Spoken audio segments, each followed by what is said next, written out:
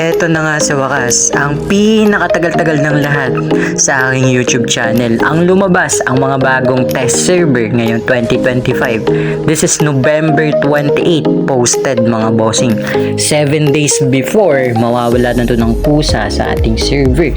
At tuluyan na itong magko-close mga boss. So yung test server, tumatagal lang po siya ng 7 days mga boss. After that, makikita nyo na may nakalagay dyan, you need to update. Pero hindi yan may update guys kasi nga close na po yung test server and no way to update that. So yun lang mga boss. The next is yung account na ginagamit natin dito mga bossing ko is pure guest account lang po. So, test server guest account lang po yung magagamit natin dito. Bawal kayo gumamit ng FB, bawal kayo gumamit ng Google account nyo mga bossing. So, ayun. And syempre mga bossing ko, pinaka-importante, basahin nyo po yung ating description, okay?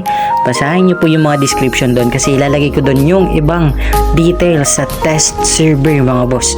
So, kung may mga tanong kayo, comment lang yun sa comment section natin guys para syempre no, masagot natin mga boss kung may mga nagkaroon ba ng problem, bugs or somethings. Normal yun sa test server ha. Kapag nagkaroon kayo ng encounters like hindi gumagana ganito, bakit kaya ganyan, okay? Guys, normal po yun, okay?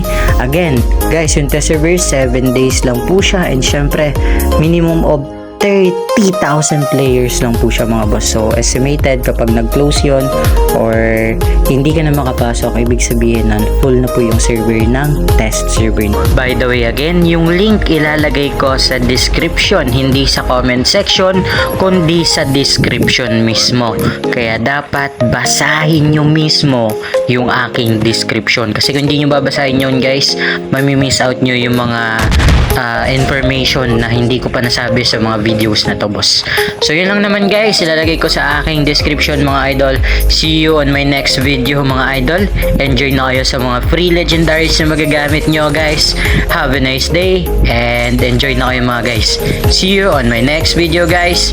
Bye bye. This is your boy Charles signing out. Peace.